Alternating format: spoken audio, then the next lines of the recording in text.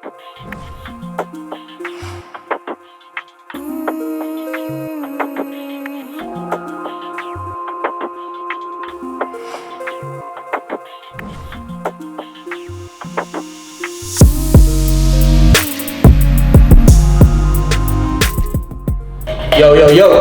what is going on, Ecom Hub? It's your boy Tom, and we are actually in Toronto right now, as you guys probably saw in the intro, and I'm here with my friend Sammer. What's up? Got the name right. First time I call him Right, Simmer. yeah. In my video, Kind of simmer like simmering food, simmering meat or something, but no. Sammer. So I got it right. Anyway, I'm here in town for a wedding. And Sammer came down here to crash the wedding. No, we had to meet up. Funny though. I should have brought you. You probably would have been able to sneak in. That would have been funny. But we had a meet up on Friday in Mississauga. Shout out to Dang if you're watching this. Thank you so much for putting everything together. It was great meeting you, brother, and looking forward to some collaborations down the road. Because us Canadian sellers, we gotta stick together. Yep. In this video, I actually want to introduce Sammer because he's one of the people in the YouTube community that I have a lot of respect for. He's very transparent, he's documenting his journey, and he's got a lot of good things to share with with people that want to succeed on Amazon. So in this video, just kind of want to introduce Sammer to you guys and get him to share your story a little bit, because I think people really like that. Like, how'd you get into Amazon FBA, and what was some of your hurdles, failures, success that you had, and then we'll just it'll be like a nice little like fireside chat. Yeah, sounds good. The shit. Yeah. So my name is Sdara Brax, and I live in Montreal. I've been here for almost exactly 2 years in Montreal, and I started Amazon about a year and a bit ago. April of 2017 is when I started retail arbitrage in Canada, and then October was when I started private labeling in the US. And October of 2017. Oh shit. Yeah, like after the summer, just after the summer. Yeah. And it's been a year almost, private labeling. So I'm a mechanical engineer. That's my background. Studied it for 5 years in Lebanon, which is where I'm from. And I came here 2 years ago. And I came here to look for a job and for immigration. So I came with no job offer, and I had graduated from a university, so I had no classes to go to. And I started by looking for jobs. Nothing was happening. So from September to September, 365 days, I could not find a job. Yeah. And I was looking for mechanical engineering jobs. Crazy. Yeah, it's very niche, right? What? Like that? I mean, the jobs that you're looking for, they were very like specific. No, I didn't know what I wanted to do, because so you were applying for everything? For mechanical engineering, yeah. But with the jobs that you were applying for, were they just mechanical engineering jobs? Yeah. Or were they just like whatever type of jobs you were? Oh, mechanical engineering. Okay. Yeah. So I was looking for mechanical engineering jobs, and I'm an immigrant. I have no mechanical engineering background in terms of work. And I don't have an education from Canada. So I came from Lebanon. Who the fuck's this guy? Why would we accept him when we have McGill students, when we have Concordia students, amazing universities? Right. So, I mean, that's part of why I couldn't find jobs, I guess. That's my assumption. Right. So during that year, I had to figure out how to make money.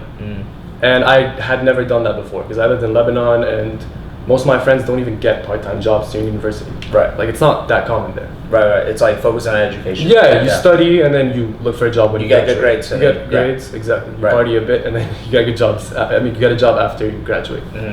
So I wanted to make money, and I started thinking, like, what can I do to make money? What do I know other than engineering? And the first thing was social media marketing, because back then in Lebanon, I grew an Instagram page, a food blog. And I did that for fun. Like, my friend challenged me. She started it, and she was like, I only got 100 subscribers or followers, and I've been doing it for a few months. This sucks. This doesn't work. You know, like, Amazon doesn't work. It's a scam. It's a scam. I'm like, give it to me. I'll try. I'll do something. So I'm like, you want to challenge me? I took it, and then I grew it to like 6,000 followers. Oh wow.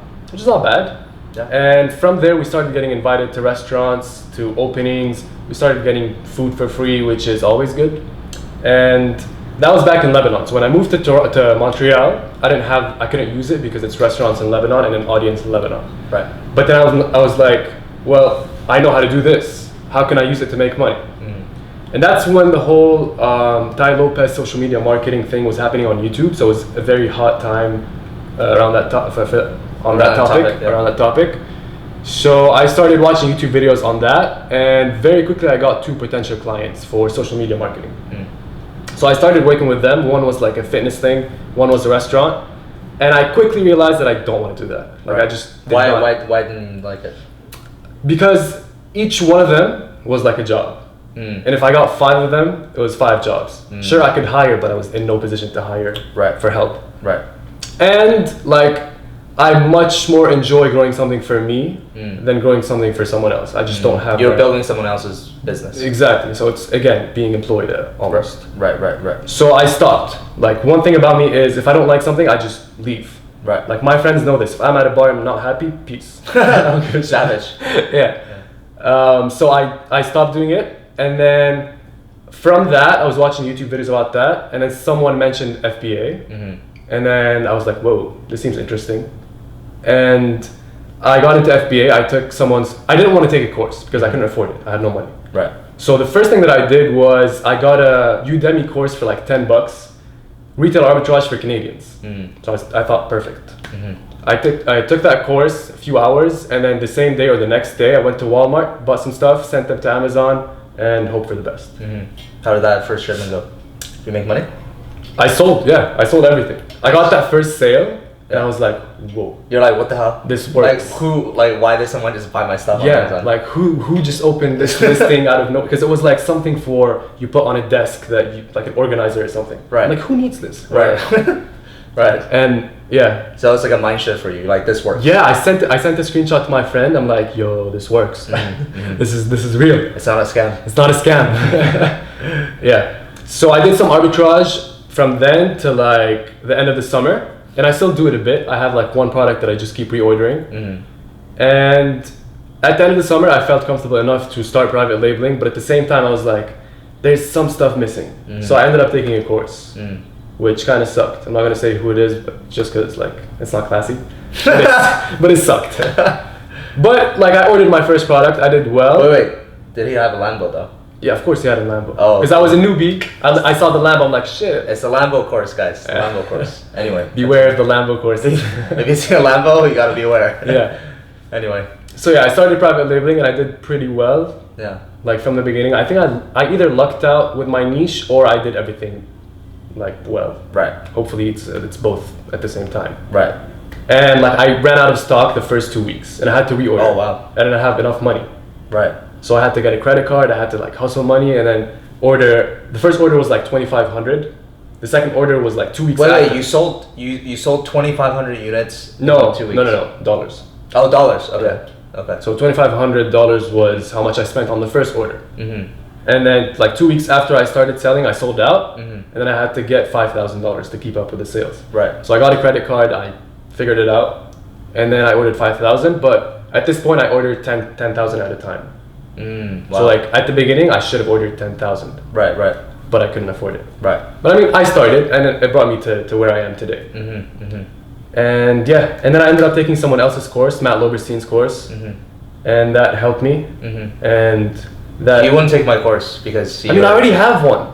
See? he thinks everything's the same, but it's okay. No. Like yours is more up to date, I know. And yours has a lot more information, I know. Yeah. But I'm learning a lot by doing it, and like I already have a good foundation, and I have you right here. Like I can just ask you right now. That's true. I do tell him a lot of shit. I just stopped. Maybe I'll take my course. I'm just kidding. So in other words, start YouTube so you can connect with these people and ask them for free.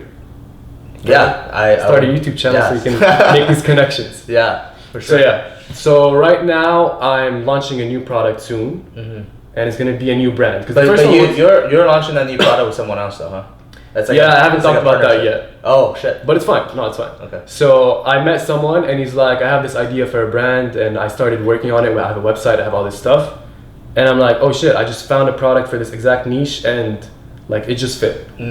So we're working together to, yeah, he's gonna do a bit more of the branding, the execution on that, and I'm gonna do the Amazon and the branding, and we're just gonna work together on that. So like, how did you? I mean, you don't have to share the details, but like, is it 50-50? Is it? Like... We're still figuring that out. Okay. It's very new. Like it's a few weeks ago. Cool. That's why I haven't talked about it much.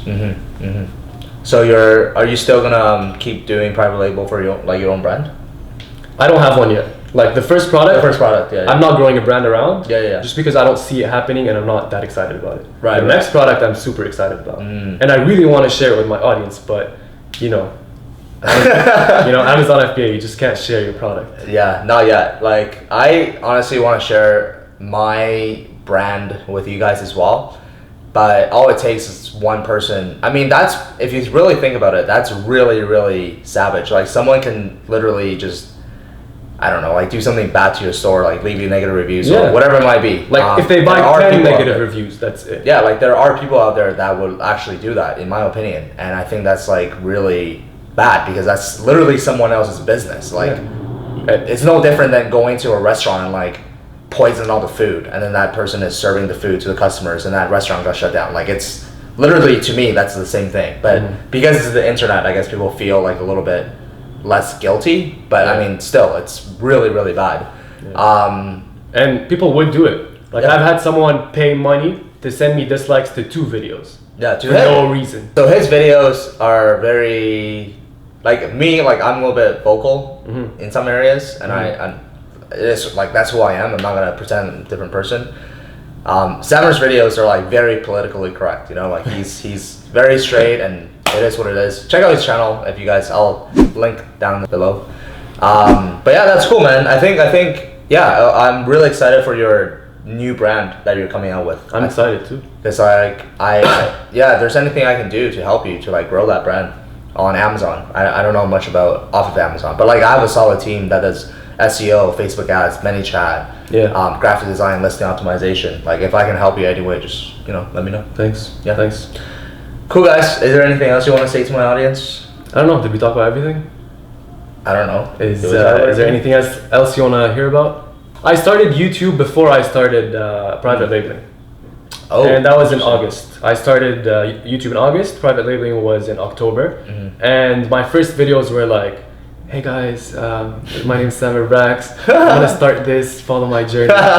So I was documenting the journey, and then as I'm documenting, I'm like, this is how I did this. Yeah. So then it turned into teaching and helping. Yeah, guys, like I actually made a video or a post in my Facebook group asking if people would be interested in documenting their own journey. Yeah. And a lot of people, like I had like over 100 likes on that post, right? And I think a lot of you guys want to start your own YouTube channel as well, documenting your own journey. But I feel like a lot of people, similar to Samer and myself, like we didn't really know what to talk about. Like who the hell is even gonna listen to us, right? Like, who are we? You know what I mean? But trust me, guys, like there are people out there that will listen to your story because you are actually more relatable to them right now. Where you are, stage of your Amazon business, maybe you haven't started. Maybe you're just doing product research. Share that with people, because if you are going through that experience, there are hundreds and thousands of others going through the exact same experience as you, and they're gonna follow your journey, because at the end of the day, it's all about a journey, right? And I think documenting your journey is like really, really powerful, because you don't have to like think, oh, what should I post now? Yeah, like the way I think of videos is, if I don't have any ideas, I just sit and be like, what's happening now with my life or in my Amazon business. Right. And yeah, like just show what you're doing, and don't, everyone is teaching the same thing. You can teach the same thing, but don't do that. Just show what you're doing and your own experience. Yeah. Like check out, I don't know if you want to plug it, but check out David, what's his last name? Chow? Yeah. He has a very good channel. David, he just started. Cha. And he's documenting his journey. Daddy Hustle, what up? People are liking it. Yeah, his channel, like this guy, he's literally the definition of documenting, man. Like he's talking about how his reviews got removed, how he's gonna like combat that. You're welcome, David. Yeah, you're welcome, David. But yeah, not just that. Also, YouTube, when you make money off of YouTube, it's pure profit. Yeah. And with Amazon, you have to reinvest all that money, and how much cash flow is hard. How much money have you made from YouTube? You know? Right now, it's close to about 4K a month. What? No, not ads. Not ads. What do you mean 4K a month? And like everything that I get from the YouTube revenue. Not like what? From like the YouTube sources. Affiliates, consulting. But ads, I just started 2 days ago. And then okay. I thought you were thinking 4K a month from ads. I'm like, what the hell? I'm doing something wrong, man. No, I made like $1,000 total since the day that I started YouTube. But there is something wrong with that, because like I started monetizing 3 days ago because YouTube wouldn't let me monetize for a while, and I made $100 since I started. So get your shit together. Gotta look into that. But yeah, YouTube is the reason that I quit my job, which we didn't talk about that. Like he quit his job. Yeah. So when I started Amazon FBA, I started applying to jobs and I put that on my CV. Oh, that's cool. And that really helped me get a job. What'd you say? What'd you say? You're a YouTuber? No. You for Google or what? No, self-employed. Oh, okay. Self-employed, Okay. Amazon, whatever. Okay. Something like that. Cool. And like in the interview, we didn't talk about engineering, even though it was an engineering job. We talked about Amazon, and like the interviewer, their jaws were dropping because they have no idea what that means. Right. And if you impress them, whether it's with Amazon or with something that's not engineering, right, they're just impressed. Well, you're different. You're right? different. Because everybody walks into that room talking about engineering, Exactly. but like this guy knows engineering and he's got a unique angle. Yeah. So I got an internship, and then for 4 months, and then I got a job, and then I quit that job after 2 months. I was like, F this shit. This is not for me. This is not working. So the plan was to double down on everything and try some freelancing, but thankfully like YouTube's been doing well where I didn't have to do as much freelancing as I had expected. Yeah. No, yeah, like YouTube, I've told people this, like YouTube is probably one of the most profitable decision that I've ever done, not from a monetary perspective, but from a this perspective. Actually like from like this networking, like this relationship. Like guys, like this morning I actually had a meeting with Leo, shout out to him. And he is the head of innovations at FBA'er Launch. He is he's been to Illuminati Mastermind, which is not the Illuminati.